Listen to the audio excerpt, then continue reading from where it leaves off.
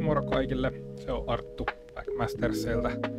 Ja meillä oli eka live ja vähän avattiin boostereita, tuli pulleja ja mä ajattelin, että käydään vähän läpi, että mitä tällä kertaa tuli. Ja ensimmäisenä meillä on tämmönen hieno Riolu-promo, mikä tuli tuosta Lucario ETBstä. En ole vielä viittynyt avata, mutta täytyy availla.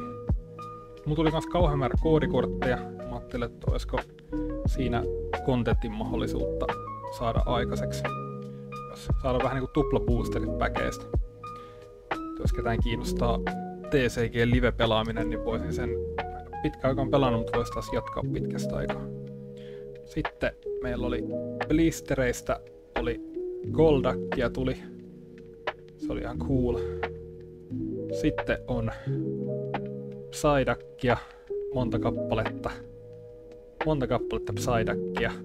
Mä tykkään tästä älyttömän siisti korttia. Näissä on hyvät holot näistä promoista. Näitä on hyvä keräillä. Sitten oli IR Delibirdia. Oli ihan piileä. Arvaa nyt Delibirdistä näkee mitään. Hypättiin yli. Sitten on meidän paikallinen, mikä nyt, onko ES vai Megaforce, mikä on lemppari energiajuotava ihan selkeästi. Sitten on Air Balloonia, jos tykkää pelaa TCGtä, niin tietää, että nämä on ihan siistejä. Sitten oli IR Shukle, tää on varmaan tän yksi parhaimpia IRiä.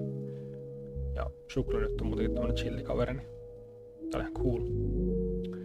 Sitten tuli tuli Mega Kamerupti, ihan perus EX Mega, ei mitään erityistä, mutta ihan hyvä.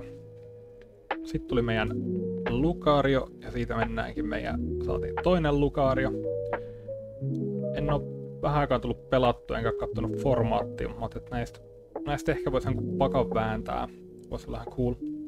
Mut kyllä ihan perus EX on hyvän näköinen. Sitten tuli kans tuli perus Venusaur. Ihan hyvä pulli sinänsä, mut kyllä tää niinku vie tää full arttia.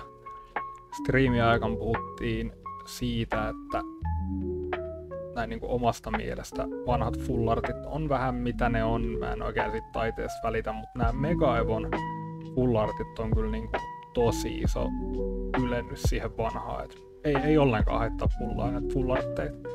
Ei tullut yhtään SCRää, mut ehkä ensi kerralla. Tulkaa katsoa taas live jossain vaiheessa. Pelattiin kans Legends CA:tä. Se oli ihan hyvä saada alkuun. Hardware vähän petti, Capture Card ei toiminut. Yritetään saada toinen lähiaikoina, että saataisiin oikeasti hyvää kuvanlaatu.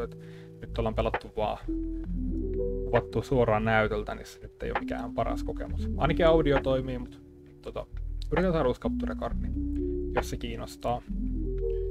Ja ensi vuonna tulee Champions, kiinnostaa.